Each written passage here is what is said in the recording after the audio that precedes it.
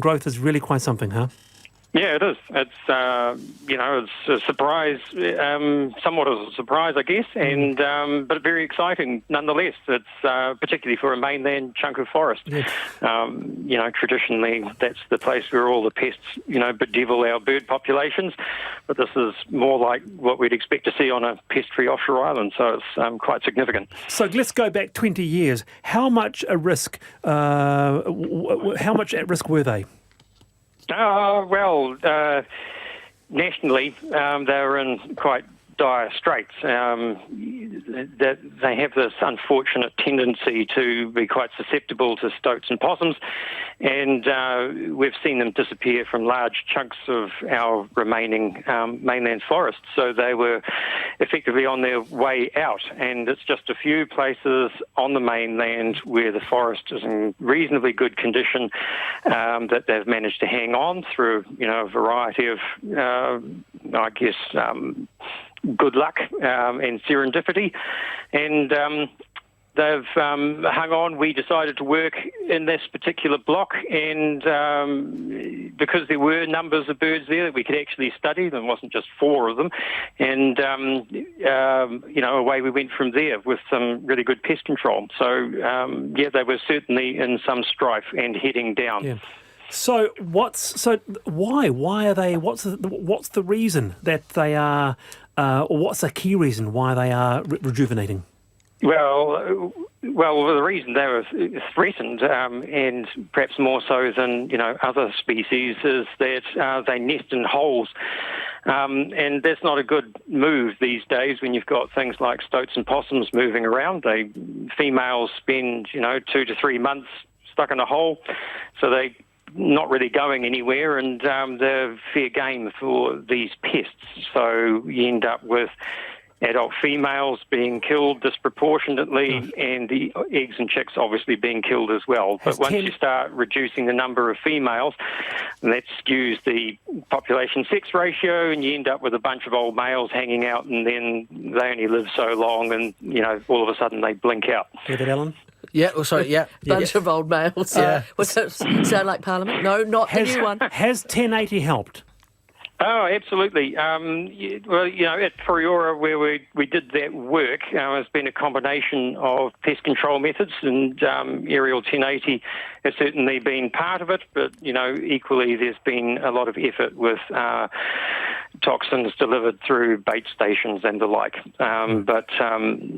Certainly nationally, 1080 certainly has had a benefit. We've seen similar sort of changes, or at least they're approaching that in the South Island as well. Great news, Terry. Thank you very much for joining us on that. A positive note at the end of the panel. Thank you. So that is pretty cool, Alan? Yeah. When I read there was more caca. I thought that was the freedom campers again dumping at the side of the road. I had to Google I didn't know where it was. So I think it's great news. The picture of the bird didn't give you I didn't look at that at all. No. But the birds here are gorgeous, so the more the merrier. So here's a couple for you. My wife and I were visiting Napier a few weeks ago. We stopped at those 2 tractors. We thought it was surprising they were still there, considering the danger to children and adults. They belong in a museum, not a playground, says Daniel. No, Daniel. You just said he was visiting Napier, though. He got lost. And we're talking about... You probably went to a wrong place. From Napier. Yeah. Oh, sorry. So... No. Oh, well, it's not for everyone's everybody. entitled to a point of view, but I think it's great that Masterton Council listened to the panel and have done something. To the panel. Well done. Right. Yeah. Cindy Mitchell, Alan McRoy, thank you very much for your time. I'm back tomorrow. Wallace Chapman, 3:45. Till then, bye.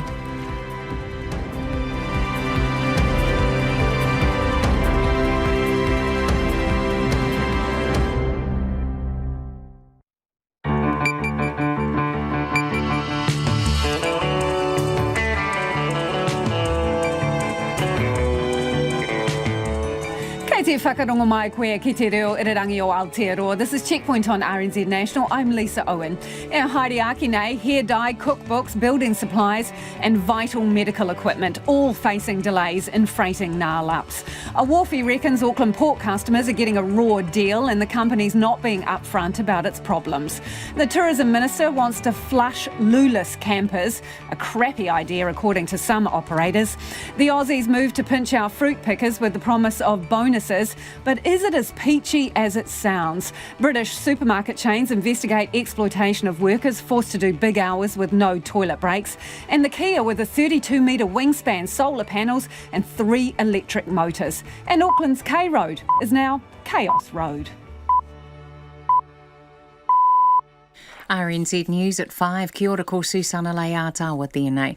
Lengthy delays for imported goods are likely to limit what people can buy in the lead up to Christmas. A backlog of ships waiting to get into the ports of Auckland is compounding COVID-related worldwide freight disruptions, and nearly every industry is taking a hit. The Managing Director of Freight and Logistics company Anglo-Pacific International, Darren Stove, says shopping could look a little different this Christmas. If people are looking at goods for consumer items for gifts and Christmas or things that they want to do around the home, I think it is going to cause them some problems because the stock and the product just isn't going to be there. I don't think it will right itself until early in the new year. Darren Stove says the delays in getting goods to New Zealand are being exacerbated by limited road and train freight options to move products around domestically. More on this story is coming up soon in Checkpoint. The Prime Minister is not worried New Zealanders will take up a $2,000 offer to move to Australia.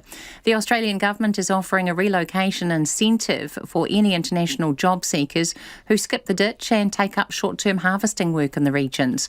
Jacinda Ardern says there are plenty of great jobs here in New Zealand without the need to relocate. $2,000 to go and take up a job in another country and you've still got the quarantine costs of coming home. It doesn't add up. What we need to make work are the opportunities here in New Zealand, and there are plenty. There is no need to leave. Prime Minister Jacinda Ardern. The head of a nationwide motel chain says the Tourism Minister needs to do more research before he attempts to encourage more rich tourists and ban backpackers from touring in toiletless vans.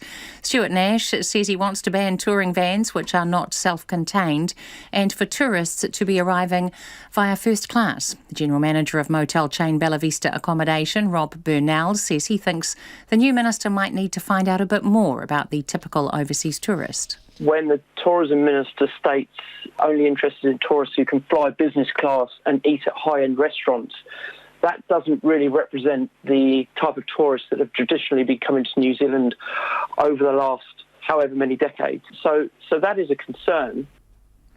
Gerard Mould says attracting primarily rich tourists may be harder than the minister expects.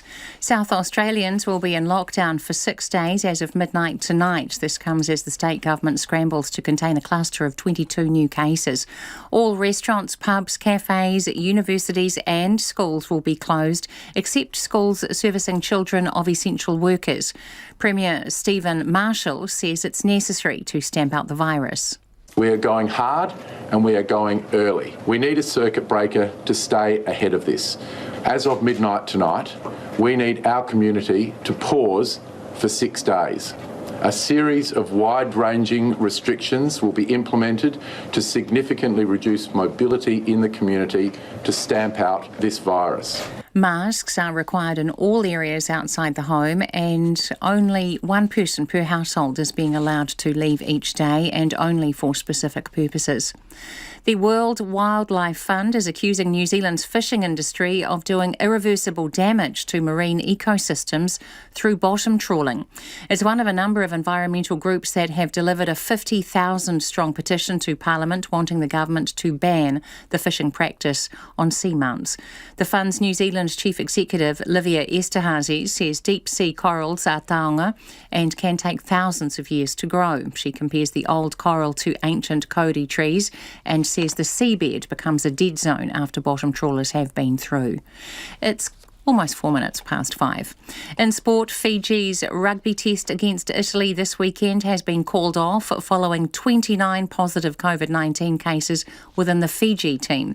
The side's match against France last weekend was also cancelled because Fijian players had contracted the virus.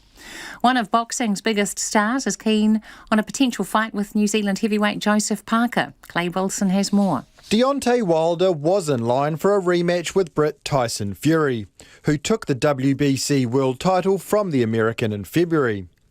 However, Fury says he has moved on from a third fight with Wilder.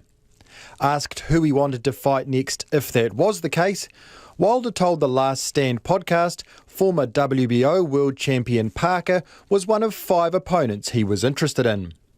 Another Brit, Dillian White, was at the top of Wilder's wish list, while Mexican-American Andy Ruiz, Ukrainian star Alexander Usyk and Finnish fighter Robert Helenius were also mentioned. Ranked 3rd with the WBO and 6th with the WBC, Parker is set to face fellow New Zealander Junior Farr in Auckland on December 12th. This is Clay Wilson. The world's largest sporting crowd since the onset of COVID-19 is expected in Brisbane tonight for the State of Origin Rugby League decider between Queensland and New South Wales. Blues coach Brad Fittler says they're excited about playing in front of a capacity crowd of 52,000. And the Australian National Basketball League has confirmed its season will start in mid-January. That's the news. Getting value for money from the tourist dollar. We get all these vans driving around at the moment that are not self-contained. So if the driver or the passenger wants to go to the toilet, and we all know examples of this, they pull over the side of the road and they shit in our waterway. But it's causing quite a stir. Leon says nobody wants to poop in the bushes. Sorry, nobody wants. Not unless you really have to. Get a grip. Morning Report, weekdays from 6 on air and online.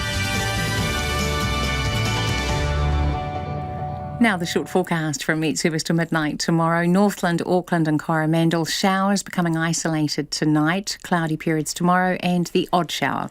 Waikato to Kapiti, also Bay of Plenty. Central High Country, Gisborne and Hawke's Bay. Occasional rain or showers tonight, possibly heavy and thundery. Generally fine tomorrow with isolated showers. Waitatapa and Wellington, periods of rain today, heavy at times, partly cloudy tomorrow with a few showers clearing. Marlborough and Nelson, occasional rain tonight, heavy and possibly thundery, mainly fine tomorrow with afternoon showers. Bulla, Westland and Fiordland mostly fine, isolated showers about the ranges, cloud increasing in Fiordland tomorrow. Canterbury, Otago and Southland generally fine about central and north Otago, showers elsewhere with possible thunderstorms in Canterbury tonight, showers clearing tomorrow, then fine spells. And Chatham Islands, cloudy periods of rain from tonight, possibly heavy. RNZ National at 7 minutes past 5. Thanks, Susanna, and welcome to Checkpoint. I'm Lisa Owen. The costs are piling up for retailers and importers who are waiting on shipments to pass through the ports of Auckland. A backlog of ships waiting to get into the port is compounding worldwide freight disruptions, and nearly every industry is taking a hit. Importers are warning it will affect stock levels, and for businesses that means sales will take a hit as the clock ticks down to Christmas. Nita Blake-Person reports. Tucked away at the bottom of the world, Aotearoa New Zealand's remote location has been hugely beneficial throughout this pandemic, but it's proving to be problematic now. Bike parts, there's nothing around at the moment. Getting pedals and chains and even accessories that should be on the floor are just not available. Wonderful new Zealand book from the local restaurant here, Kai. We ran out of it in September and we ordered some more. We still haven't got those books. I had a $127 water pipe split in my ute. The part was not available in New Zealand, which it normally would. Had to be shipped from Japan. Took 3 months and cost $19,000 to buy a new ute to keep my business operating in the meantime. Imported goods now face huge delays or huge costs to get here. Air freight bills have trebled in some situations, shipping routes have been disrupted and there have been large strikes at some Australian ports. That's made for the perfect storm, and a new automation project at the ports of Auckland, which was supposed to speed up processes, has only added to the mess. Some of the freight is missing boats out of the UK and the US because ships are not calling at ports as planned on their schedule. Some of them have to wait to get into the containers to get here, and then when they get to New Zealand, partly because of Ports of Auckland congestion, they're missing that port because they can't afford to sit in the slipstream for days at a time while they get a berth to unload. Anne Scott owns specialty bookstore Minerva in Wellington. Her products are taking the long way round to get here. We had an order coming in from LA and it was on a ship due to berth on the 16th, I think, of November. Shortly before that, we were told that the ship was missing Auckland Port because of the congestion, and it could be up to 8 days before it could get unloaded, so they went direct to Melbourne, at which stage they unloaded all the freight and they'll put it on another ship and it will go to Sydney and then it will come to Tauranga. Virtually no industry has been spared. Checkpoint's spoken to medical staff concerned about clinical stock, hairdressers waiting on products vital to their business, building supplies needed to ease the housing crisis, and much needed electronic equipment. Michael Morrow imports and distributes South African-made gate automation products. They now face lengthy delays. I gather that Oceania, or Australasia in general, has become a little bit of a sacrificial lamb in that some of the northern hemisphere trade and the shipping routes have been prioritised, and the fact that we have got some delays in our ports, the shipping companies are adding congestion charges to counter the fact that they're having to wait. Some finally made it in the other day. He says it was an early Christmas. After about 20 weeks, which is about 10 weeks later than normal, actually seeing stuff arrive. Yeah, it's satisfying when it does finally get here. But Christmas isn't going to be such a happy time for other retailers. Darren Stove is the Managing Director of Anglo-Pacific International, a freight and logistics company in Christchurch. He says things could look a little different this year. If people are looking at goods for consumer items for gifts and Christmas or things that they want to do around the home, I think it is going to cause some problems because the stock and the product just isn't going to be there. I don't think it will right itself until early in the new year. When products do get off the ports, he says they've still got to get to the rest of the country. So there's a finite amount of trucks and rail capability to get all of the product down to the South Island. So whilst you've incurred your 2 or 3 week delay or 4 week delay coming from overseas, you're also incurring a 2 or 3 week delay once you hit New Zealand. All of the delays come with additional bills, and those are costs businesses just don't need after lockdowns and some layoffs. Michael Morrow says he hopes that won't take the wind out of our spending sales. We're fortunate. We all know that New Zealand is in a bit of a bubble and our economy is probably doing better, certainly in the service and construction sort of type industries. But I think one of the major constraints going forward may be that that supply chain difficulties may just, hamper some of that business just for the lack of getting your hands on product when you need it. For Checkpoint, Nita Blakeperson. A wharfie estimates Auckland ports is half as efficient as it used to be because of problems switching to an automated system to load and unload freight containers. Some ships are waiting up to 12 days to unload at Ports of Auckland, and many retailers fear their shelves will be pretty lean as they approach the festive season. Last night, Matt Ball from Ports of Auckland told Checkpoint COVID's caused delays to the rollout of automation, but the system is working efficiently. We misunderestimated the impact of COVID. We were going to go live with the first half of that automation in March, then we had the lockdown, and that just pushed everything back. And now we've gone half automated, but we've hit the busy part of the year. And so as a result, we've had to work harder. We're operating 2 terminals. We don't have full automation, which would have actually relieved some of that labour pressure. But it's not true to say that automation isn't working. We're very slow getting the ships in, but we're not slow in operating the trucks at the other end of the terminal, getting the containers on the trucks. Matt Ball also said the ports are short of about 50 staff, including crane drivers, straddle operators and lashers, and he conceded that the company's performance at the moment isn't good enough. A port worker with decades of experience echoes that, but reckons the company's not being totally upfront about problems with automation, and it's customers that are getting a raw deal. We've disguised his voice to protect his identity. Before automation, the Ports of Auckland regularly got best performing port in Oceania. Since automation's kicked in, it hasn't. So I can only put it down to automation and the lack of the workability with the system. So, not COVID?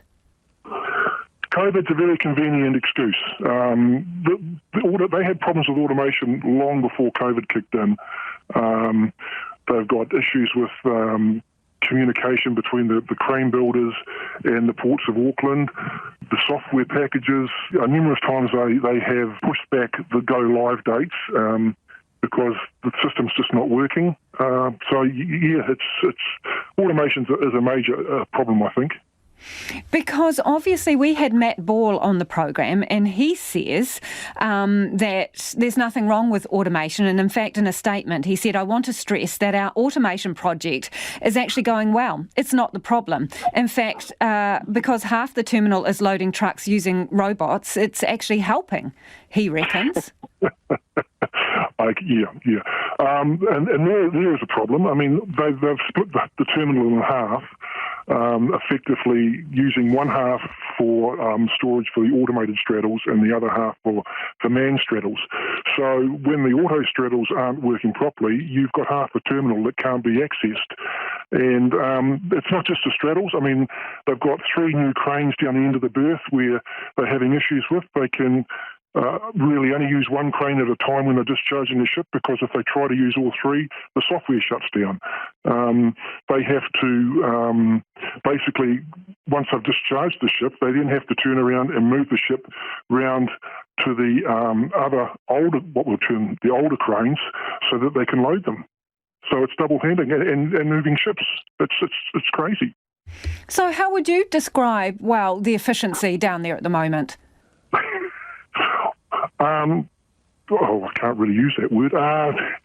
Not that good. Not that good. It's certainly probably 50%, if that, on what it used to be.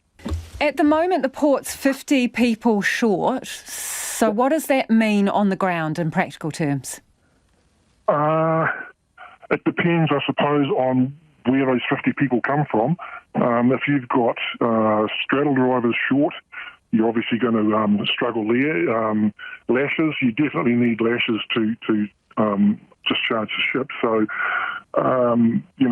it's probably right across the board. Straddle drivers, lashes, the whole system breaks down if you just don't have the guys to do it.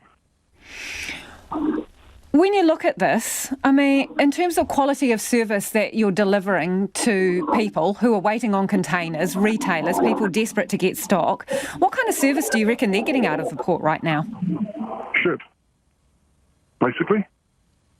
That's simple as that. It's crap. If I was a business owner waiting for a container, I would be furious. So what did you think, listening to Matt Ball from the Ports of Auckland explain the situation last night? I was angry because it doesn't matter what I say, it doesn't matter what other people say, the company will say that's not true. Why have you decided to speak out today? Because I think that, the time has come where the port has got to be answerable to the people of Auckland. They seem to be a Teflon-coated company. Well, they think they are. They have a responsibility to people. They just seem to ride roughshod over everybody. And, I mean, I used to be a proud watersider. What do they need to do to fix it, and can it be fixed by Christmas? Well, they definitely need more workers, but therein lies a problem, because do you train them up quickly to get them on site, in which case then do you have non-competent workers working there just to fill a void? And how worried would you be about that if they were pushing people through training pretty quickly? Well, look at the history in the last 2 years. You've had 2 deaths.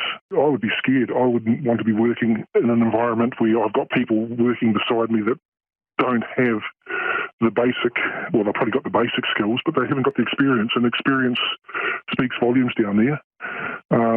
But as for the other part, will it be fixed before Christmas? I honestly couldn't answer that, because I aren't privy to what they are thinking. And the software system, unless they can get that up and running, I can't see it happening, no. The ports have brought this on themselves, really, and it's a shame. And that's a worker from Ports of Auckland. Well, we wanted to find out more about what is being done to solve the problem, so we invited a few people who might have some answers on the program. The chair of Ports of Auckland, the company CEO, the Minister for Infrastructure, that's Grant Robertson, they all declined to be interviewed. Last night, Ports of Auckland told Checkpoint it's working with the Transport Ministry, so we approached them for an interview too. But they said no. They did, however, provide a statement. It says the ministry is leading a cross-agency group of government officials who are watching the situation closely. It acknowledges heavy congestion of containerised shipping, particularly at the Ports of Auckland, where there's been delays due to staff shortages and a recent fatality of a port worker. They go on to say congestion at Asian and Australian ports has added to the problem, and there is limited capacity to shift the containers to rail and road freight. The ministry says the international air freight scheme is being used to import time-sensitive critical goods, including medicine. Now, if you were wondering, the Supply Chain Interagency Group comprises of the Ministry of Transport, Maritime New Zealand, Ministry of Foreign Affairs and Trade, and Ministry for Primary Industries, as well as NZ Trade and Enterprise, and they're watching closely. It is 20 minutes past 5 and you're with Checkpoint on RNZ National. Keen for your feedback on this one. Text us on 2101, tweet us at Checkpoint RNZ or email checkpoint@rnz.co.nz. Tourism operators are surprised their new minister has been so dismissive of the benefit of backpackers to the country. Some also believe the promised benefits of wealthy visitors is a hollow one. Stuart Nash wants to ban the hiring out of vans which don't have a toilet on board. Rachel Graham has more. A passionate new tourism minister with his plans for the sector, struggling under the strain of COVID.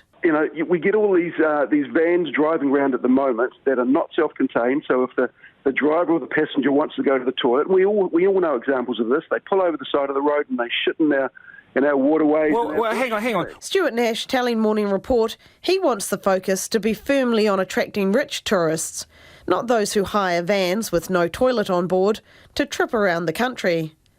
The general manager of motel chain Bella Vista Accommodation, Rob Burnell, thinks the new minister might need to do a bit more research about the typical New Zealand tourist. He says Mr Nash might find attracting wealthy tourists is tougher than he thinks. When the tourism minister states only interested in tourists who can fly business class and eat at high-end restaurants, that doesn't really represent the type of tourists that have traditionally been coming to New Zealand over the last however many decades. So that is a concern. Gerald Moore from Budget Backpackers Hostels, a network of backpackers, says wealthy tourists have long been the focus of New Zealand tourism, so he sees no change from the minister's comments.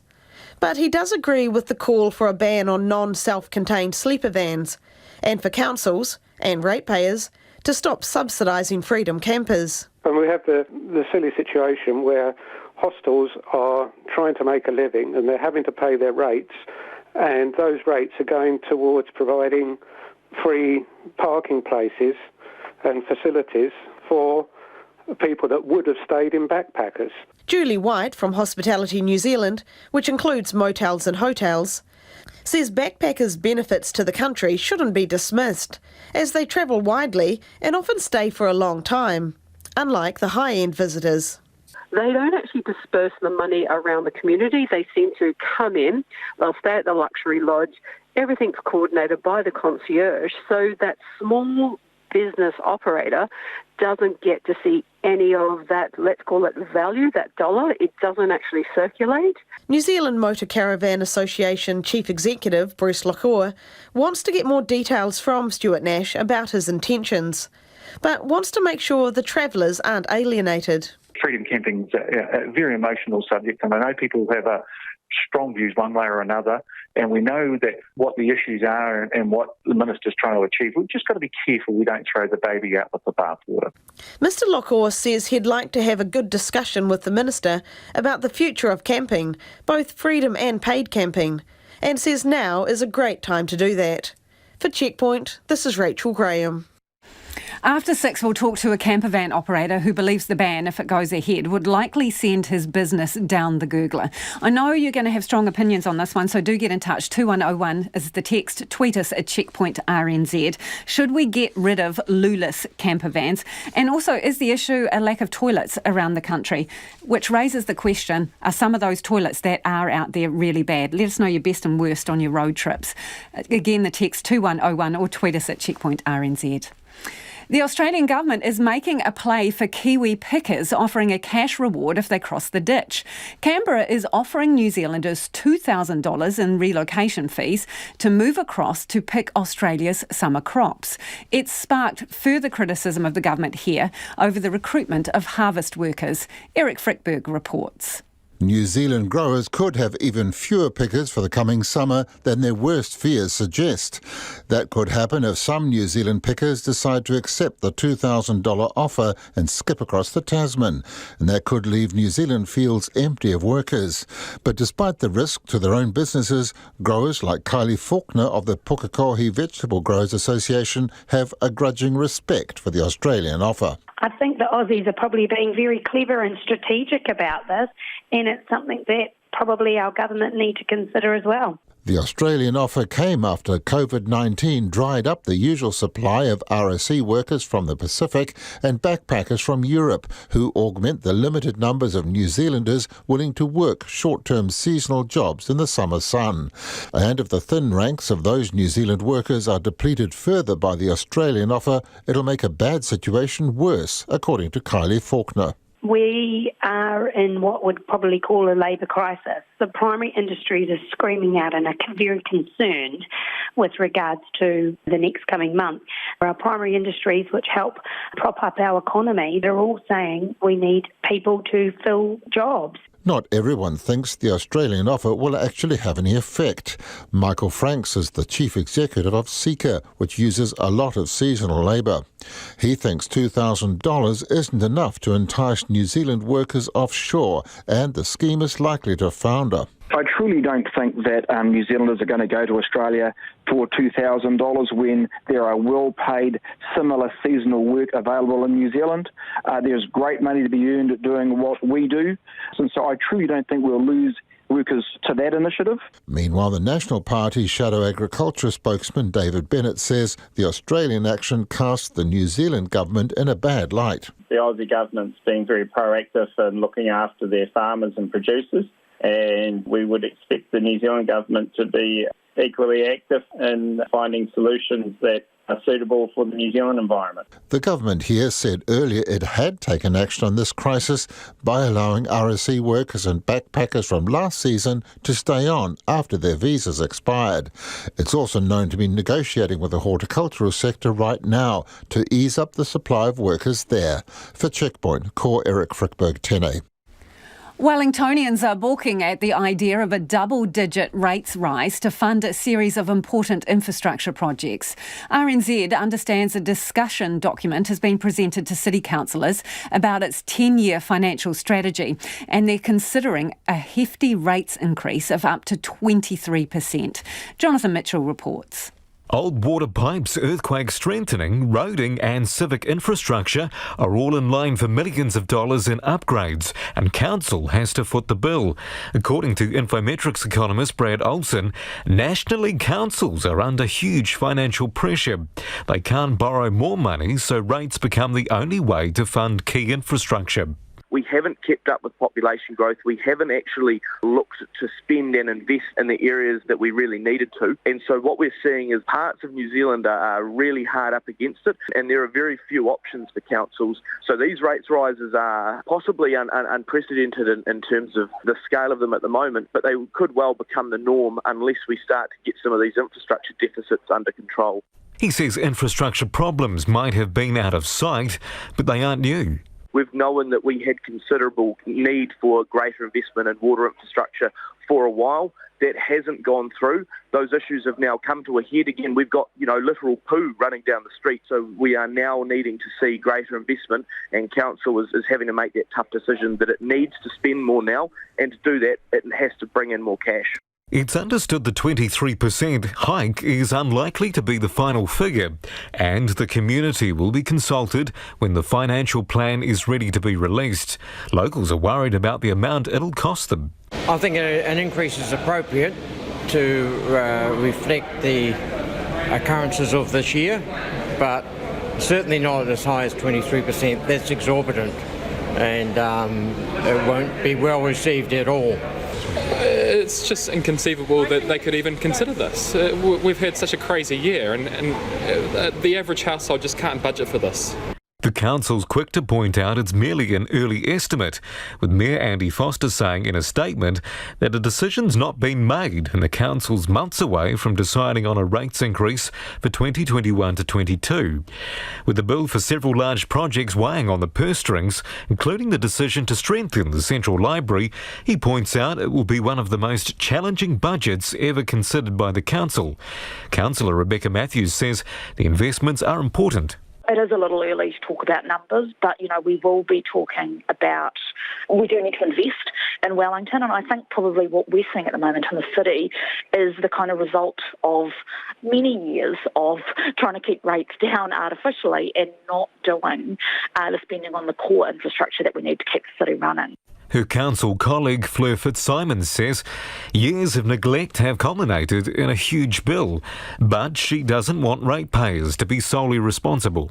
We can't simply resort to large rates increases.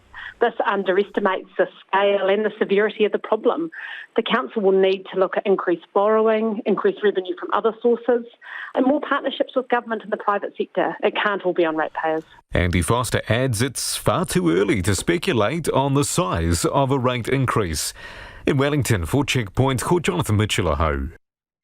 It's one of Auckland's most iconic roads, but Karangahape Road businesses are up in arms after a years-long roadworks project has pushed them to breaking point. Owners say their complaints have fallen on deaf ears, with at least one business forced to close.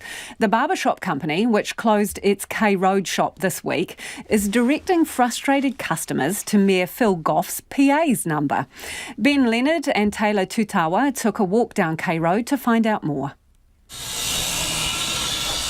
It's been a tough year for Sarah Jane Duff, who owns fashion label Lost and Led Astray. She says the ongoing roadworks mean her customers don't want to come to K Road anymore. Miss Duff, who lives above her store, has tried to bring her concerns to Auckland Council.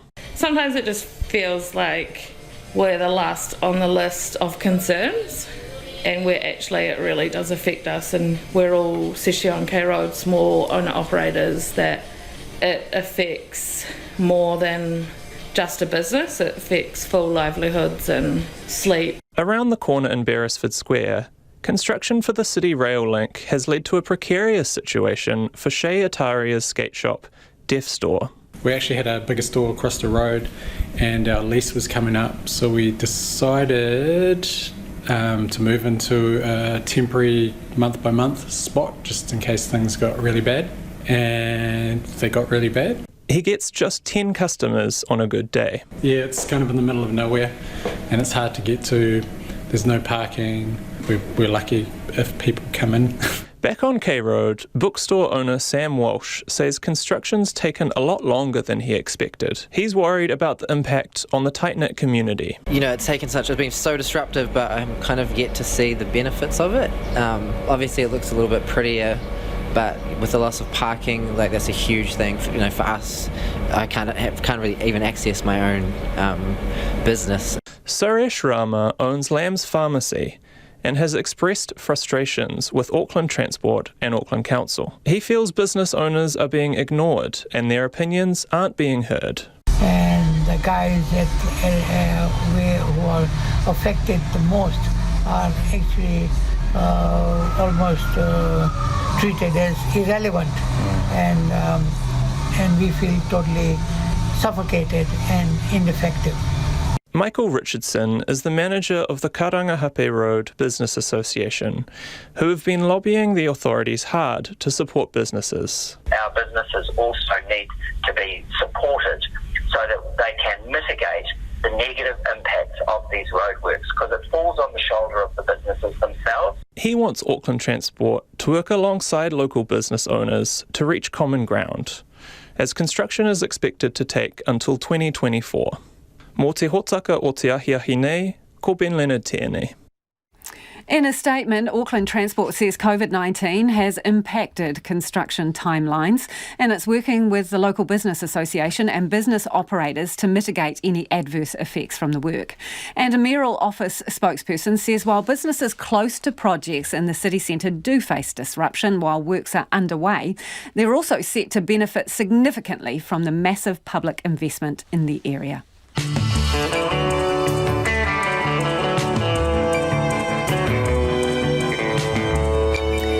Coming up on Checkpoint on RNZ National, the Solomon Islands move to suspend Facebook. Why?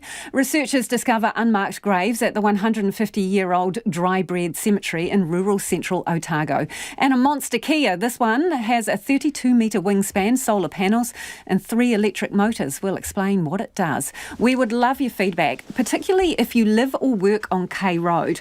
Tell us how the roadworks is going down there. It's Cone City, Orange Cone City. Let us know what effect it's having on you and your business. Text us on 2101. You can tweet us at Checkpoint RNZ or flick us an email. The address is checkpoint@rnz.co.nz. Time for the headlines now with Susanna. Christmas shoppers are being warned to brace for limits on what they can buy as imported goods face lengthy delays entering the country. A backlog of ships waiting to get into the ports of Auckland is compounding worldwide freight disruptions, and nearly every industry is taking a hit. Freight companies say delays in getting goods into the country are being exacerbated by limited freight options to move products around domestically when they get here. The Queenstown Lakes Mayor believes that backpackers still play an important role in the tourism market. The comment comes after a meeting with the Tourism Minister Stuart Nash, who's said he wants to ban camper vans that are not self-contained to deter low-value tourists. Queenstown Lakes Mayor Jim Bolt agrees that non-self-contained vans don't have a place in the tourism industry, but says backpackers can become the higher-value tourists of the future. An economist is warning big rates increases could become the norm if something isn't done about ageing infrastructure. The comments from Brad Olson of Infometrics come as the Wellington City Council is considering a massive 23% rate rise for homeowners. The capital's old water pipes, earthquake strengthening and roading all need millions of dollars in upgrades. The World Wildlife Fund is accusing the New Zealand fishing industry of irreversibly damaging marine ecosystems through bottom trawling. It's one of a number of environmental groups that have delivered a petition to Parliament wanting the government to ban the fishing practice on seamounts. The fund says deep-sea corals are taonga and can take thousands of years to grow. South Australians will be in lockdown for 6 days as of midnight tonight. This comes as the state government scrambles to contain a cluster of 22 new COVID cases. All restaurants, pubs, cafes, universities and schools will be closed, except schools servicing children of essential workers. South Australian authorities say the virus is spreading very rapidly. Those are the latest news headlines from RNZ National. Our next news and weather update is at 6. Thanks, Susanna. Kia ora anō. This is Checkpoint and I'm Lisa Owen. Let's get to the business news now with Emma Hatton, who's in our Wellington studio. Kia ora, Emma. The Reserve Bank's investigating how sensitive information was sent out ahead of an official announcement. What's all that about? Yeah, Lisa, so this came through just late this afternoon, the Reserve Bank confirming that about 45 minutes before its monetary policy statement was released at 2 o'clock on Wednesday afternoon, a letter was sent out to a handful of non-bank financial entities, so, entities that do take deposits and lend and do mortgages and things like that, but aren't actually banks. This letter was sent out to them confirming that a funding for lending program would be rolled out as announced today, and it gave some details around some concerns that they had around funding for lending. But what's important is that information was given out ahead of the Reserve Bank's own embargo. And while the information didn't contain any specifics of the program, so it didn't say how big the program would be or when it would be rolled out, The Reserve Bank's really taking it very seriously because the markets are very reactive to what the Reserve Bank's doing, and anything that drops on them like this, it can send investors into a bit of a spin. So it's engaged Deloitte's, the business advisory firm, to do this independent review of what happened, why this information was sent out, basically breaking its own embargo. So that's quite interesting. What was actually in the letter was also quite interesting. So it was addressing concerns from the sector that a funding for lending program would disadvantage them because they wouldn't have access to this flow of cheap money that the banks were going to get, and basically they couldn't get on board with that because they didn't have the infrastructure, the direct link to the central bank basically, and setting up all of that stuff would be really prohibitive cost-wise, so they wouldn't be able to get in on it. And there clearly had been a bit of back and forward going on here because the funding for lending program has been, there's been talk about it for quite some time now. And so the letter was sent to try and alleviate their concerns, was supposed to be sent at the same time that the announcement was made, with the RBNZ saying, there will be some benefits for you. The whole point of this is to try and stimulate the economy, keep employment high, keep things ticking over. So, that means less loan defaults, and there'll be some flow-on effects for you guys in the way that you operate as well. But at the same time, admitting basically can't guarantee that there will be a solution that works for all participants here. And then it also just said basically this is a new tool. There's uncertainty around how it will transmit through to the financial markets, and we're going to keep an eye on it. So the letter on its own possibly not going down so well with those entities, and then the fact that it was sent ahead of time and the Reserve Bank broke its own embargo on it, not a good look. So they're really going to be wanting to figure out what happened there. Absolutely. Okay, you've got a couple of earnings reports for us as well. Yeah, so we had a couple of earnings reports through. We had Napier Port's full year, and basically that showed that it is holding up pretty well considering the disruption to trade. Of course, because of the pandemic, it made a profit for the year of $22 million, and its revenue was actually up on last year. It had a really good cruise ship season. Even though it was cut short, it still made revenue was up 15% because they managed to squeeze in a few more ships than last year, even though it was cut short.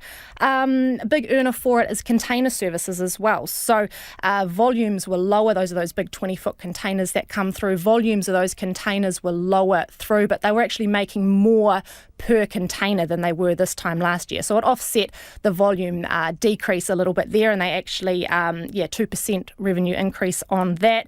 And like all companies pretty much that we've heard from, they cut costs by way of staff bonuses, deferred non-essential spending, things like that. So basically held itself up really well for 2020. It is a bit concerned about 2021. Things like container exports are probably going to be lower for them. They gave the example of seasonal labour shortages for the pip fruit season coming up, and that might mean less exports overseas if they can't get enough people to pick, as has been widely reported. And I mean, there's only so far that those cost deferrals can go. There's going to be some of that having to start to unwind in 2021. So it is expecting its earnings for this current financial year will be less. We also had the travel software company Serco, its half-year results, so this is the 6 months to September. This is a business which does travel bookings for business clients, so it's no surprise that 6 months to September was really rough for them. They reported a net loss of just over $10 million. They were burning about $1.8 million of cash a month through that time just to stay afloat. But they did a big capital raise. They've got a lot of cash in the bank now. They reckon that business travel is going to rebound. There's a vaccine in sight.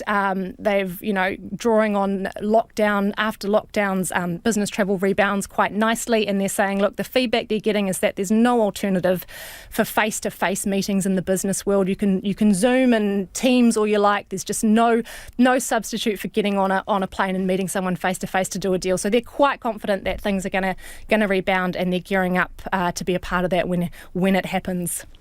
Emma, just a quick whip around the markets before you head off. Yeah, sure. So our top 50 index, the NZX top 50, closed down today after 11 consecutive positive sessions. It undid about 5 days worth of gains. It closed down 159 points, about 1.2% to 12,606 points. And looking at the currencies quickly, the New Zealand dollar staying strong against the US at 68.9 US cents, and up slightly against the Aussie. It is 94.5 Australian. Thanks, Emma. That's Emma Hatton with Business News. The Crown is being accused of ignoring Māori rights to the foreshore and seabed again. It's the second day of the civil appeal by offshore mining company Trans-Tasman Resources in its bid to get previous High Court and Court of Appeal decisions overturned. The Attorney General told the Supreme Court that Māori customary claims aren't mentioned in the Act, which has drawn the ire of Taranaki iwi opposing the consent. Mariana Johnson is at the Supreme Court and filed this report.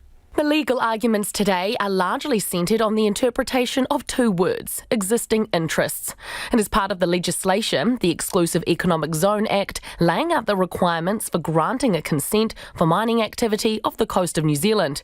A Court of Appeal decision in April found tangata whenua's relationship with the marine environment is an existing interest. Trans-Tasman Resources Legal Counsel Paul Majuri told the Supreme Court yesterday this was a stretch. And legal counsel for the Attorney General, Damon Ward, has today supported that argument. He says Māori customary claims to the foreshore and seabed are still before the High Court. This means the Environmental Protection Agency, or the EPA, can't consider customary claims when making decisions on consents. The EPA can't be expected to simply presume that an undetermined application is correct, and it places considerable burdens on a decision maker to be faced with a series of contested claims which may overlap, which it is not its job to determine the validity of. Taranaki iwi, Ngāti Ruanui and Te Kāhui Ōrāuru, alongside the Māori Fisheries Trust, Te Ohu Kaimoana, are among those fighting the appeal. Te Runanga o Ngāti Ruanui, Kaiarataki, and Māori Party co-leader, Debbie Ngarewa-Paka, says the iwi settled in good faith with the Crown. To now have the Crown law, fundamentally say, no, we don't recognise your rights, even though we apologise to you for our historic breaches to the treaty, even though we now give you all sorts of rights under, with local government, with regional government. We don't want to have it with you for the marine space. Justice Williams says there is no ambiguity over who has a claim in this case. There's just no doubt. Ngā Rauru, Ngāti Ruanui are the ones who have a claim if it's anybody. There's no doubt about that. No one's arguing otherwise. Yes, sir. So why are we having this debate? Mr Ward says the Crown's concern is that this judgment will become an issue where there are overlapping claims between iwi. But Justice Williams says that can be dealt with in time. Well, we can deal with that when we get to a punch-up of whakatohea proportions. Perhaps that does get hard, but that's not hard here. Justice Glazebrook says customary rights extinguished by the Foreshore and Seabed Act in 2004 were restored by the Marine and Coastal Area Act, enacted in 2011. It certainly restores the customary interest, so you cannot argue that they don't exist until recognised. The civil appeal will wrap up tomorrow. Mō te hōtaka o te Aihahi, ko Mariana Johnson, TNA. South Australia has announced a 6-day lockdown to help stamp out the latest COVID outbreak. All schools, takeaway joints, pubs, cafes and universities will be closed and people will be restricted from leaving the house. The different borders restrictions in Australia have led to different rules on self-isolation for travellers from South Australia.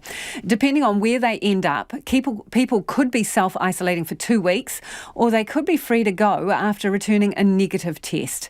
The ABC's Bridget Fitzgerald has more.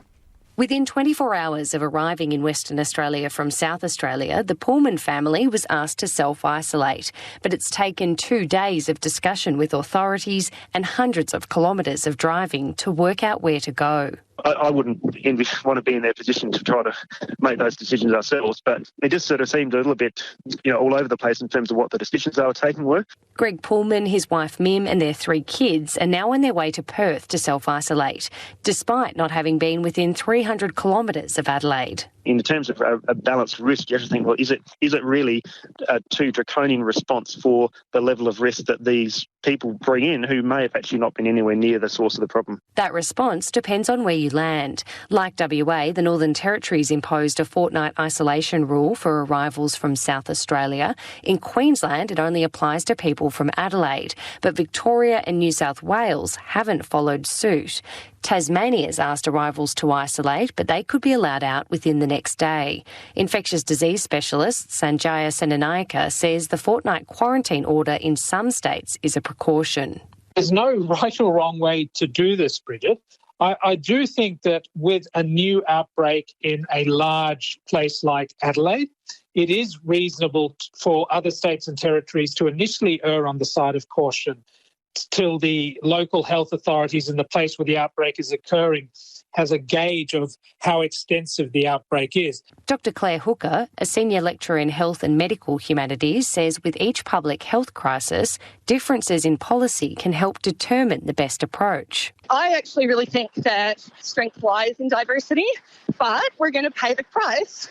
And some of the price is going to be the fact that people will do things differently, and that will be challenging to communicate. While that's not much comfort to those who find themselves suddenly in isolation, it could improve Australian authorities' response to the pandemic. And that was the ABC's Bridget Fitzgerald. It is 12 minutes to 6. I'm Lisa Owen and you're with Checkpoint on RNZ National. Keen for your feedback? You can text us on 2101, tweet us at Checkpoint RNZ or email checkpoint@rnz.co.nz. A lot of you getting in touch about a potential ban on camper vans that don't have toilets on board. Keep them coming. We'll get to them soon. To the US now, where Donald Trump continues to contest his election loss with baseless tweets about election fraud. Now his favourite social media platforms revealed the extent of its efforts to stop misinformation during the election. Twitter slapped labels on 300,000 tweets in just 2 weeks. Republicans see it as censorship and proof many tech companies have become publishers. As the ABC's David Lipson reports, it's led to a bipartisan push for tech giants to be held responsible for the content they disseminate. It's almost sport in Washington these days, grilling big tech CEOs before congressional committees. But today the stakes were framed in more serious terms. The fact is we meet today in an unprecedented and precarious moment in American history. That's Democrat Senator Richard Blumenthal. Daily, the president shocks our conscience and shakes the very foundations of our democracy using a powerful megaphone, social media. He uses this megaphone potentially to block a peaceful transition of power. Extraordinarily, it goes almost unremarked now that multiple times a day, warning labels are placed on tweets put out by the President of the United States. For example, yesterday, Donald Trump tweeted, "I won the election." Within minutes, it was labelled with words in blue from Twitter that multiple sources called this election differently.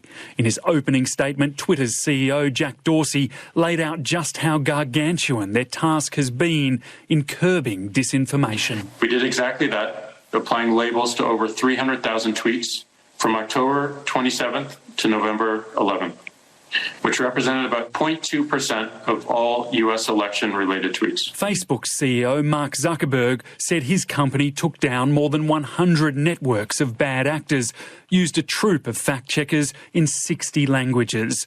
But he was pressed by Senator Blumenthal about why former Trump advisor Steve Bannon wasn't banned, after suggesting infectious disease advisor Anthony Fauci should be beheaded. Will you commit to taking down that account, Steve Bannon's account?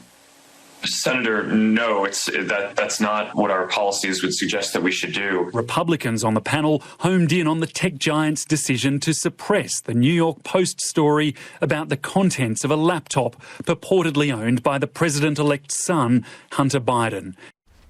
And that was the ABC's David Lipson reporting. And sticking with the theme of social media, the Solomon Islands government is moving to suspend Facebook in the country, saying it's being abused. A ban would put the Pacific Island nation alongside just 4 other countries in the world where the social media platform is not allowed: China, Iran, Syria and North Korea. Sally Round reports. Facebook's popular in the Solomons. About 20% of the population of 650,000 have access to the internet, and Facebook is the main forum for public discussion, while the government's used it to broadcast speeches and share information on COVID-19.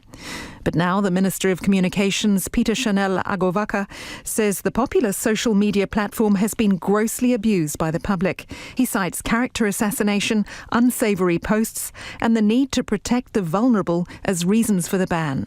Coming with the freedom of expression and freedom of the media is a lot of responsibility.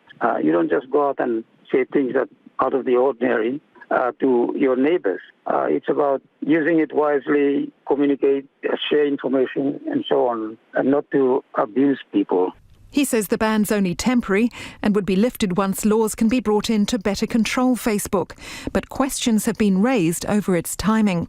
Ruth Lilongulo of the local branch of Transparency International says it's nothing short of stupid. They're not thinking about the fact that we've got this pandemic. Now we have positive cases that we still have to deal with. Facebook is all over the country where people are able to access and know what's going on.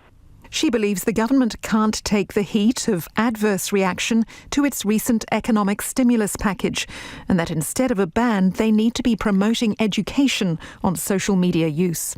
And work with other countries that have got legislations in place to fast-track bringing in some legislation to deal with what we are seeing coming into the country. Currently, a lot of people are being scammed of their money by these scammers from all over the world. The local Chamber of Commerce says the ban is a threat to many businesses and will bring negative press on the world stage. A spokesperson, Natalina Hong, says many are already struggling in the pandemic and they depend on Facebook to link with their customers locally and overseas. It's not an easy place to do business, and a lot of opportunities come through this sort of platforms. We see this as a link to the world. This will be cutting out a bridge for us to grow as a country, to have people have confidence in doing business or investing in Solomon Islands. And thousands of fans of the national sport, football, would also miss out. Siausi Tafoa of the Solomon Islands Football Federation says all its domestic competitions are streamed live on Facebook.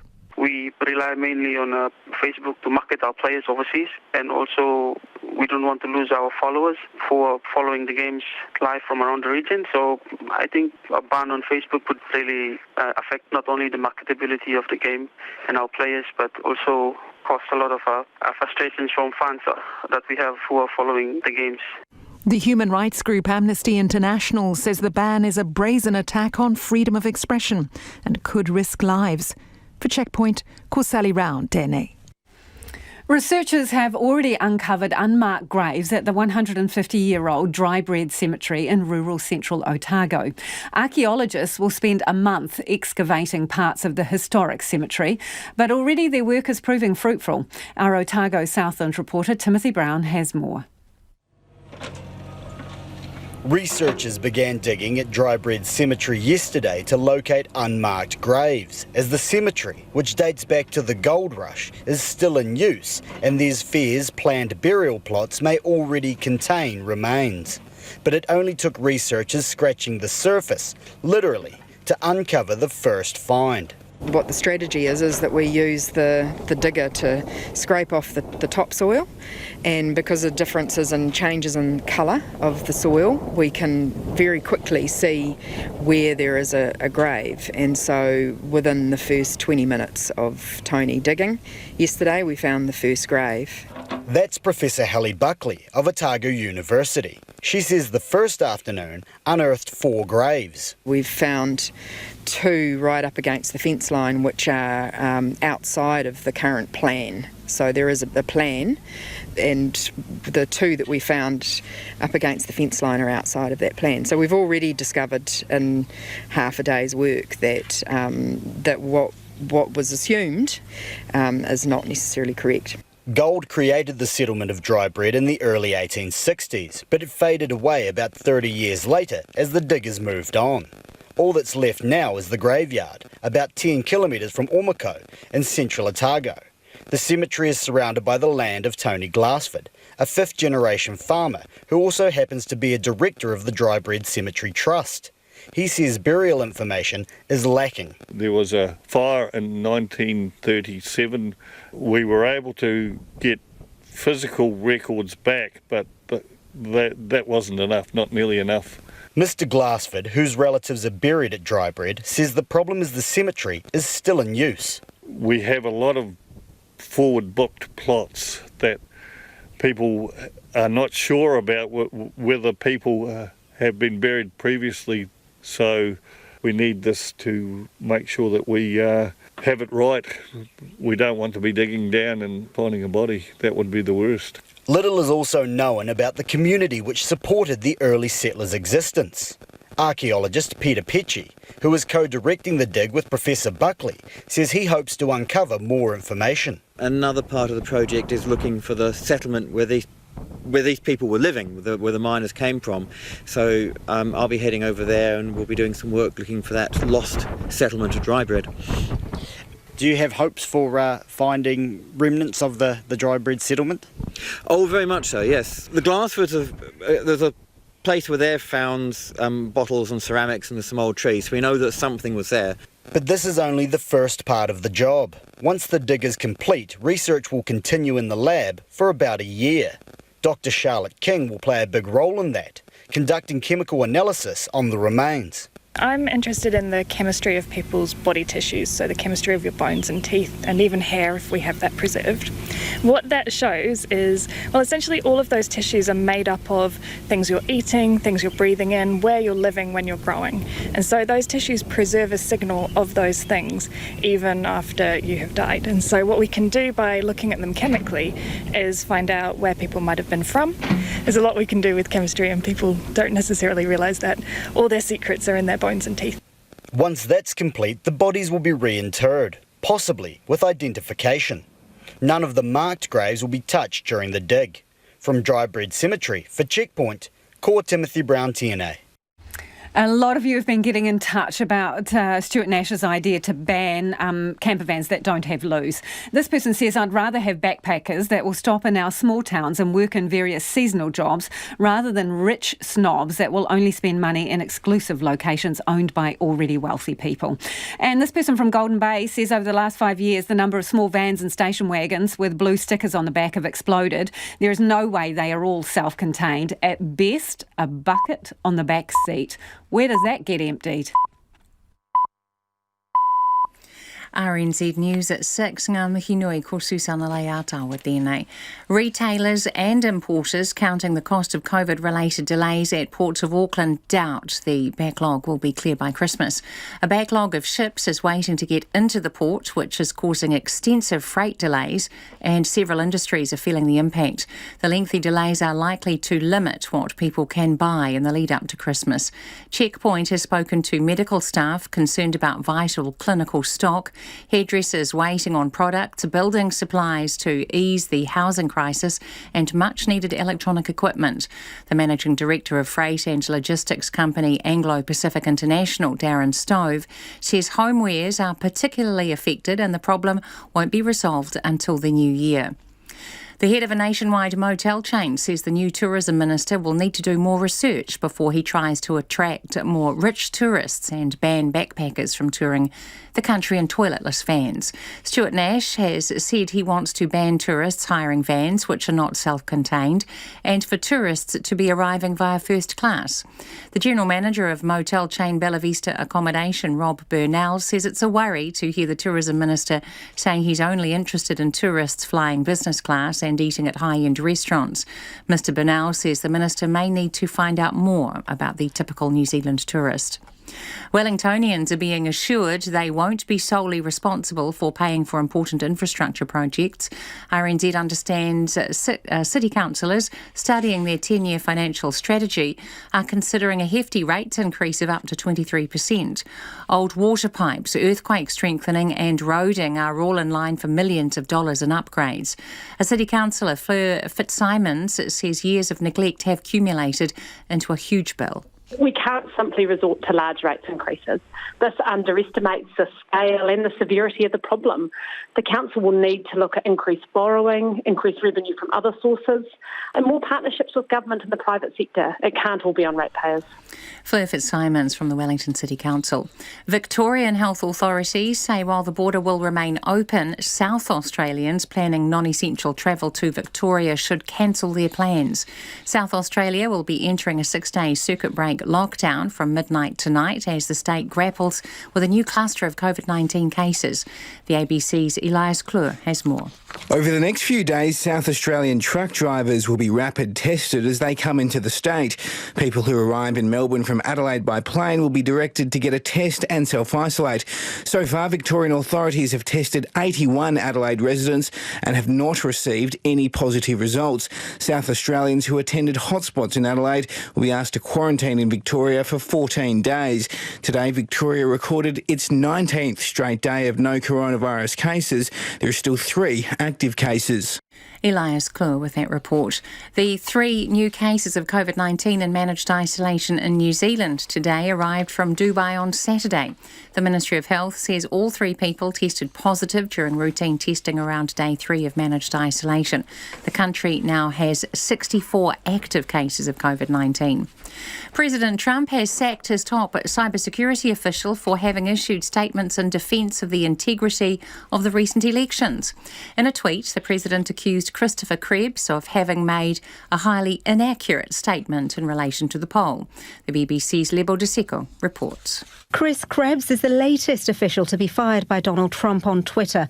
This time it was directly tied to a statement his agency released saying there is no evidence that any voting system was in any way compromised.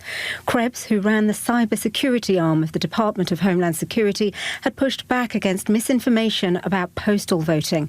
That is something that is said to have displeased the president. Donald Trump has repeatedly made unsubstantiated claims of electoral fraud. He has yet to concede to losing this election. The BBC's Lebo De Seco. The Reserve Bank is reviewing why information regarding its November monetary policy statement was sent to some financial companies before it was officially announced to the market. The central bank says a letter confirming a funding for lending program will be rolled out was sent to a handful of non-bank entities about 45 minutes before the 2 o'clock public announcement was made. It says the information would not have been provided a market advantage, but has hired an independent advisory firm to find out what went wrong. The letter was addressing concerns from the non-bank sector that a funding for lending program would put them at a disadvantage. It's coming up to 5 minutes past 6. Sam Dakin says he's realised a dream he's had since the age of 6 by making the New Zealand track cycling team for the Tokyo Olympics. The 24-year-old Auckland sprinter is one of 9 newcomers in the squad named today for next year's Games. Dakin says his selection has been an almost 2-decade-long pursuit. I rode when I was a 6-year-old boy. I wanted to go to the Olympics, and I sat in a Waikato Hall's room, first year of uni, and wrote in a book that I was going to be in Tokyo in 2020. And at the end of 2019, I'll tell you what, I wasn't too confident. And then after the season we had, to get named and to be in the squad for 2021 was super exciting. Cyclist Sam Dakin. One of the world's top heavyweight boxers is keen to fight New Zealander Joseph Parker. Deontay Wilder was in line for a rematch with Briton Tyson Fury, who took the WBC world title from the American in February. However, Fury said last month he had moved on from a third fight with Wilder. Asked on the boxing podcast Last Stand who he wanted to fight next, if that was the case, Wilder listed former WBO world champion Parker as one of his 5 possible opponents. Ranked 3rd with the WBO and 6th with the WBC, Parker will fight fellow New Zealander Junior Farr in Auckland next month. A video assistant referee system which can be used at all levels of the game is on the cards for football. A working group for football's world governing body FIFA will soon present football's rule makers with the options for what's being called the VAR Lite. Currently, only major international and domestic competitions use the expensive technology. That's the news. Tonight on Nights, Jeff Rissol, one half of the creative duo that brought stories of proverbial towns in New Zealand. Now he's setting aside some proverbial moments in New Zealand sport. Did last weekend's game against Argentina make the cut? Clark Peters continues the story of black music in Europe. This week, the Second World War years. And Noelle Faulkner on being a woman with ADHD. On Nights with me, Brian Crump, after the news at 7 on RNZ National.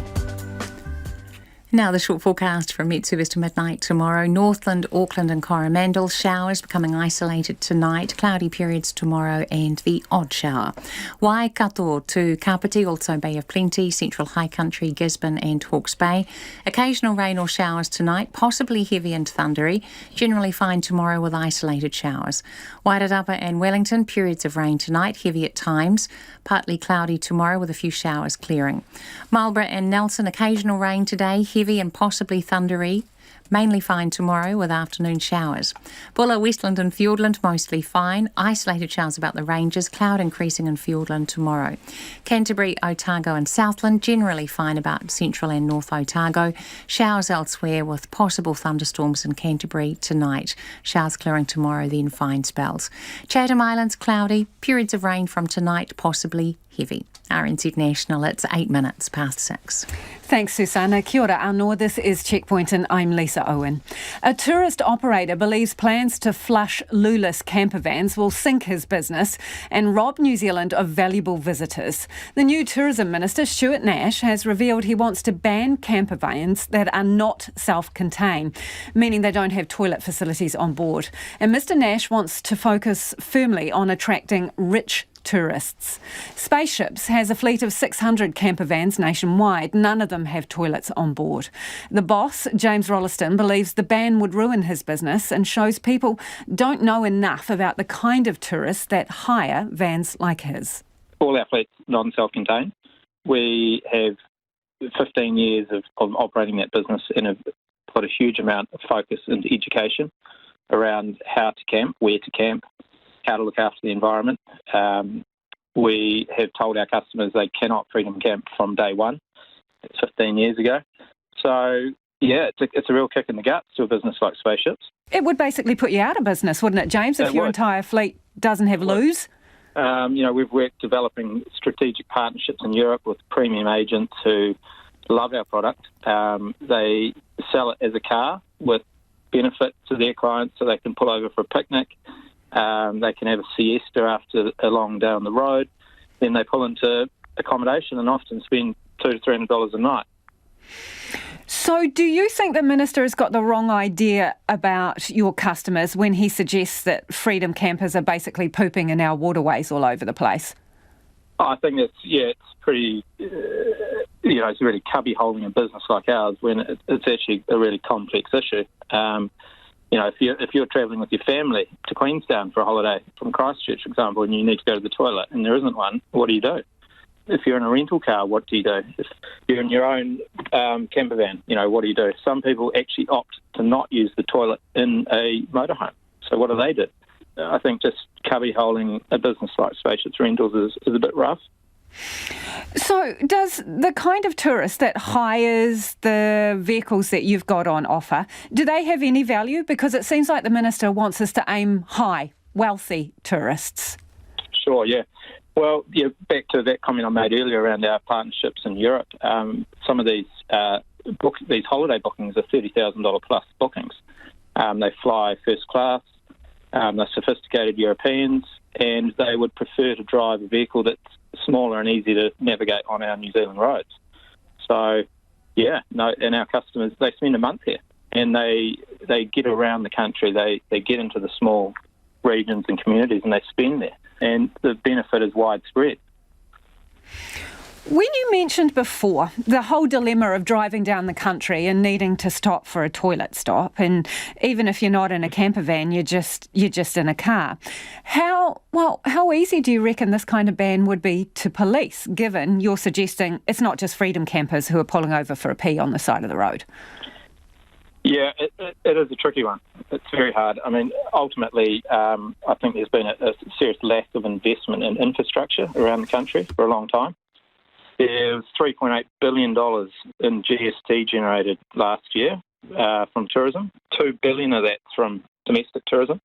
It would be nice to know, what's happening with that, and surely a percentage of that should be allocated to reinvestment in infrastructure and the environment each year. So, in basic terms, as well as other things, build some more toilets. Yeah, and make sure they're quality toilets that aren't locked at night and they're cleaned regularly, and Kiwis or tourists want to use them. it's a real problem. A lot of them are in such a disgusting state that no one wants to use them. Would you want to use them, James? I would. But, some of them you go into, and I'm sure everyone's had that experience, and they are absolutely disgusting. Do you think that your type of business has been targeted unfairly? Well, it would appear that way, wouldn't it? Our camping app that we give to all our customers only shows serviced campsites. They use that app, they can't find any Freedom camping sites. It works really well. They want to be connected to the internet. They want to charge their gadgets. They want to, use a toilet. They want to have a shower. They're actually civilised human beings. Do you think any of your customers are guilty of the behaviour that Stuart Nash is trying to stamp out here?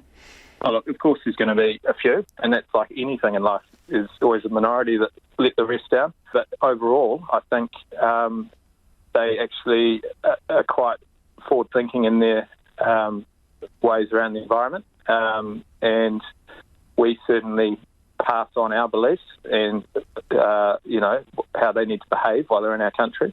And we've done that for 15 years. So do you specifically have a chat to them about loo stops?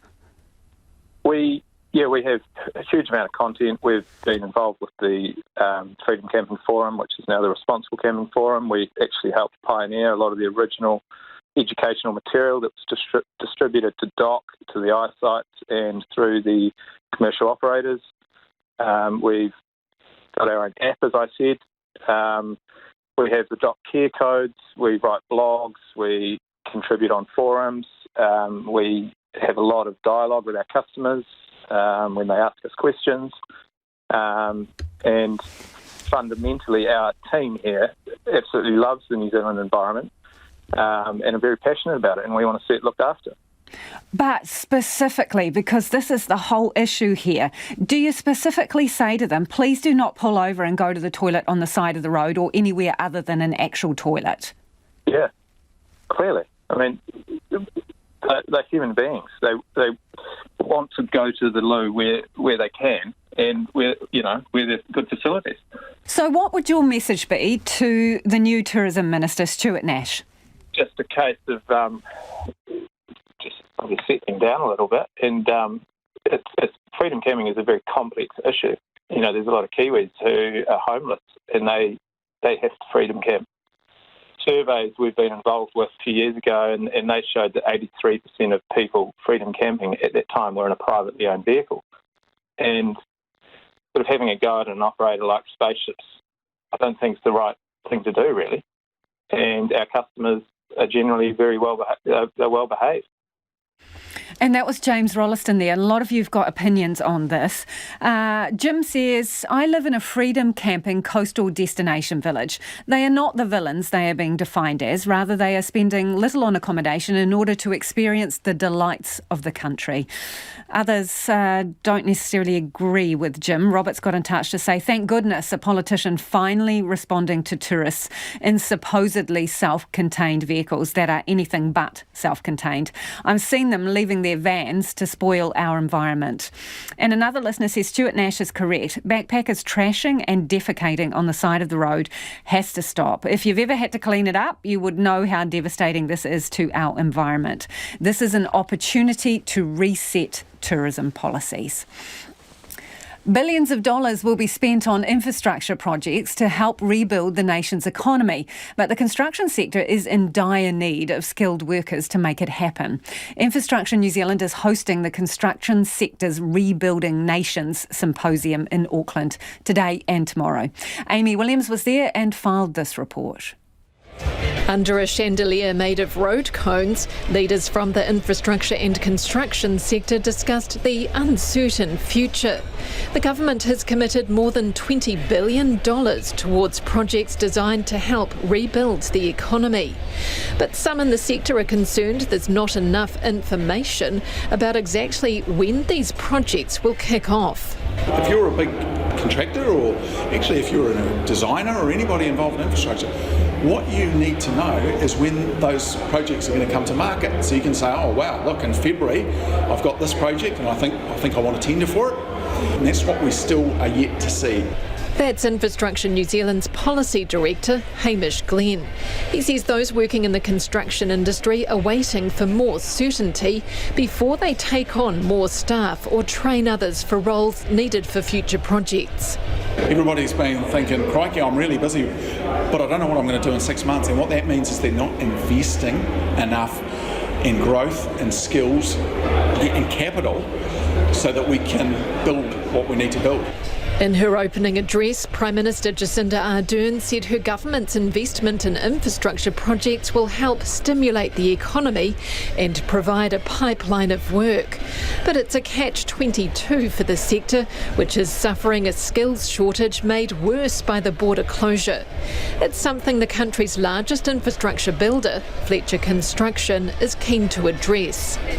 Chief Executive Peter Reedy is part of a multi-sector steering group looking at opening up the border to skilled workers.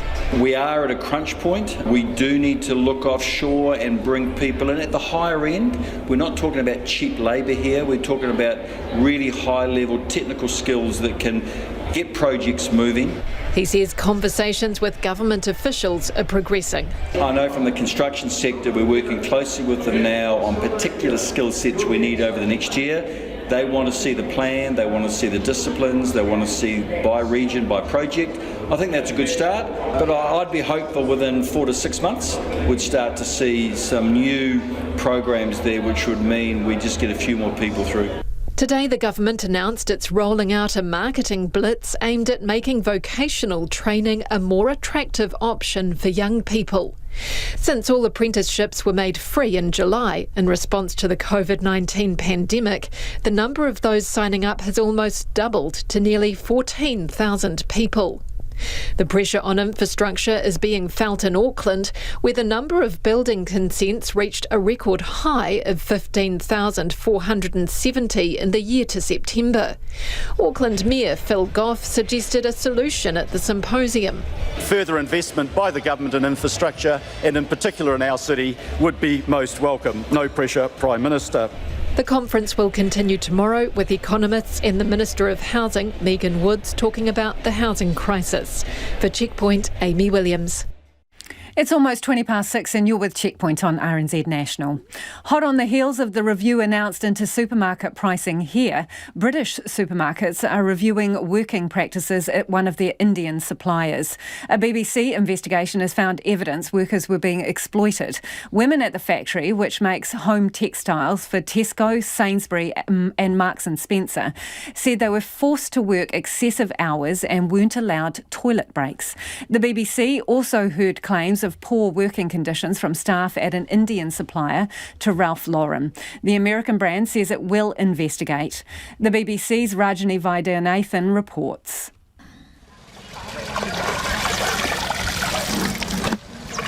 In the world of fashion, these women are often forgotten. In a village in South India, Purna, whose name we've changed, is washing clothes in the river. She spends most of her hours in the week making them, as one of the many garment workers in the country who cut, stitch and sew clothes for big international brands. She lives in poverty, earning less than $3 a day, making clothes which sell for hundreds. It's a life a million miles from the catwalk. Ralph's talent, beyond creating beautiful things, is his talent to recognize people. Ralph Lauren's an internationally recognised fashion house.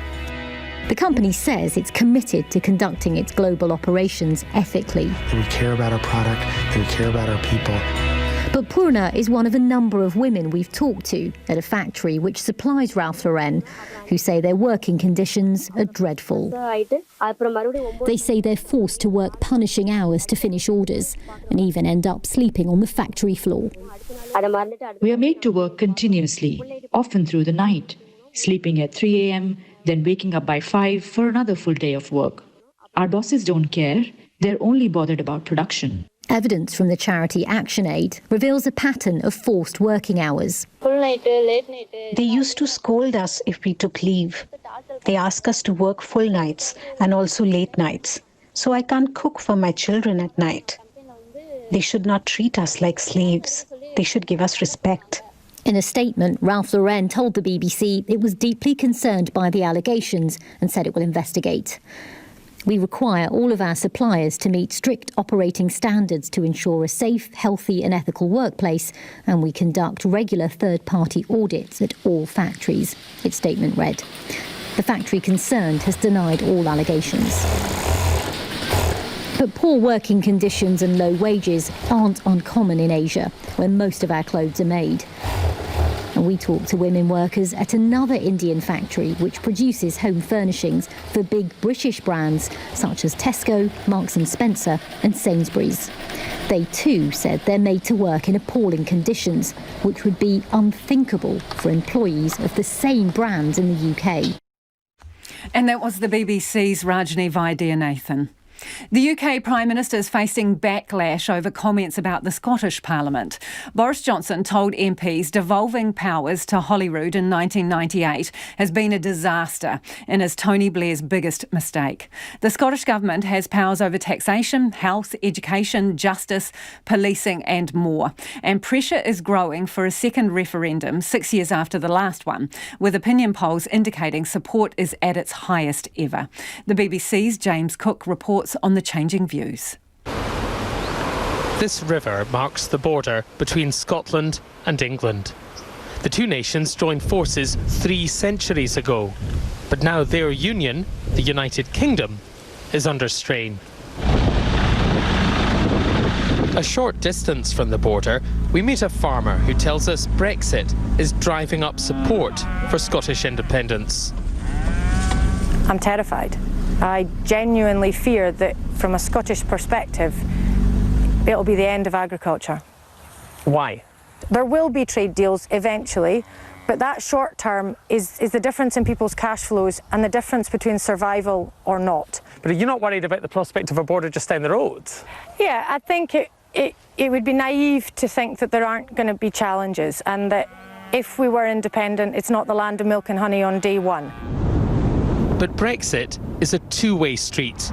In Angus, famed for beef and berries, this young entrepreneur and his family think it makes preserving the union with England more important than ever. What do you think would have happened if Scotland had become independent 6 years ago? I think there'd just be massive crash in the economy. We don't have the borrowing power that the UK has because it's got the Bank of England, it's got the pound. I just think there's enough uncertainty at the moment. I mean, the country doesn't need any more. We've got Brexit to come up and deal with, whether you agreed with it or not, it's got to happen. The coronavirus has delivered even more uncertainty, with the UK borrowing billions while it locked down cities and towns. And I felt maybe a magic button that we could push and things would instantly get better. Amy Lee voted for independence 6 years ago, but now she campaigns against it.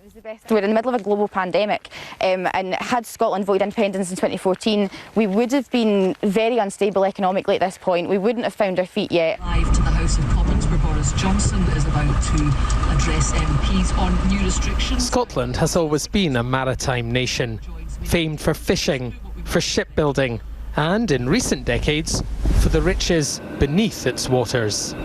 For years, when we talked about the economy in Scotland, we talked about oil, but these days it's food and drink which is a big deal, especially whisky.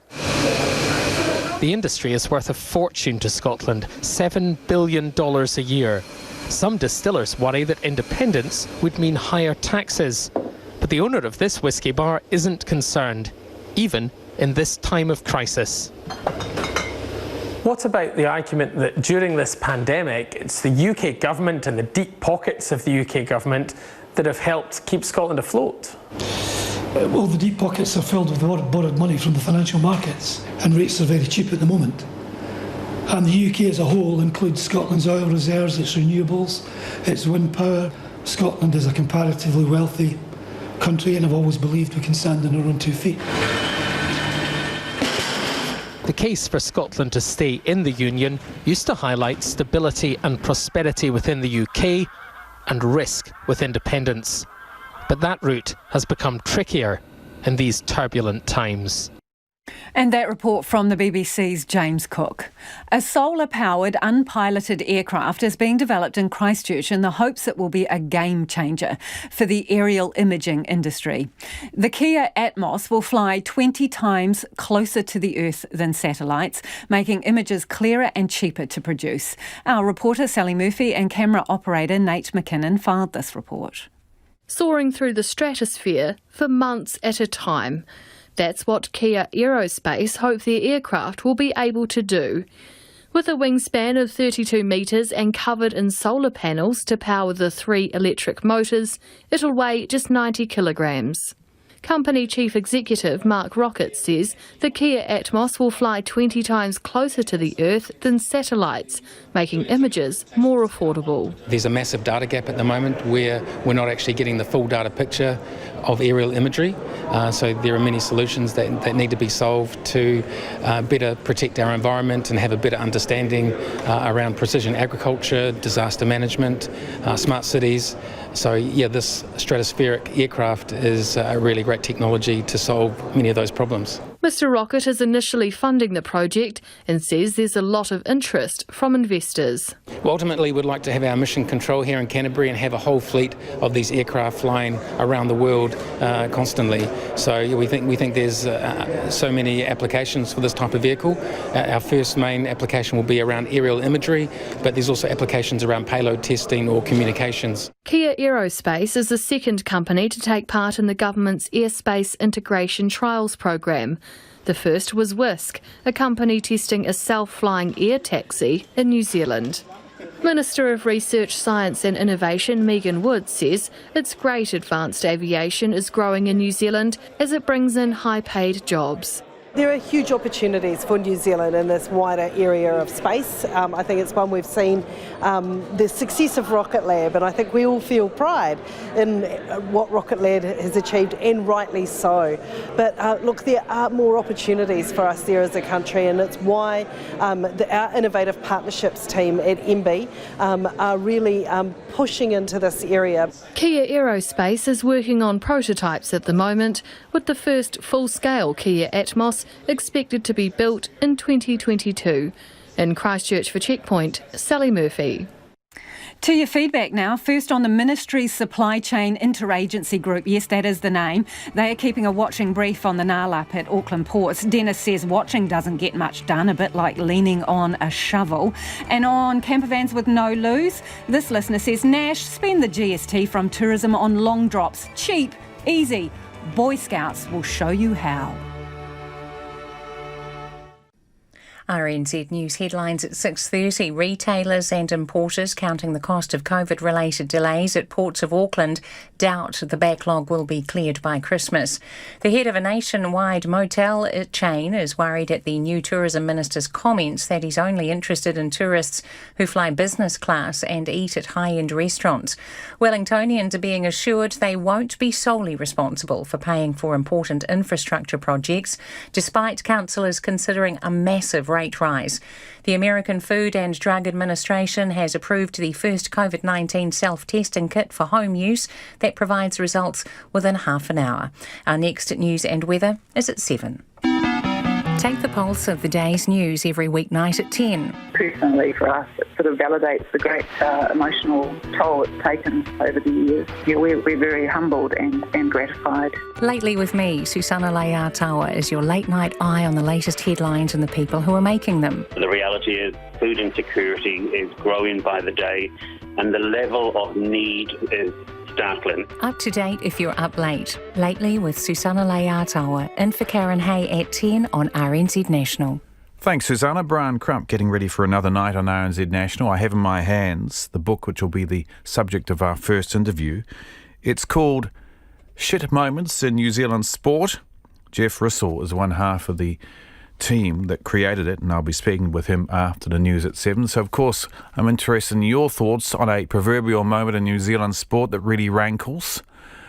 Or maybe you're on the other side, and our really bad moment as a New Zealander, or as a country, as New Zealand, was a great moment for you because you're Australian, or you're American, or you're English, or you're maybe even Argentinian. Either way, text me on 2101 or email nights@rnz.co.nz and join the conversation after 7. Later in this hour, some audio which has been really popular on our website, a discussion Catherine Ryan had with somebody who reckons, Peter Wilson's his name, who reckons the Department of Conservation needs a serious rethink. First, though, here's Sharon Brett Kelly with the detail. It's one of our biggest fears. Because this is something that I think a lot of New Zealanders are terrified of. The government's being warned to prepare for a dementia tidal wave that will cost the country billions as the number of sufferers trebles in the next 30 years. As the population grows and ages, it's estimated that the number of people in New Zealand living with dementia will rise from around 70,000 today to more than 100,000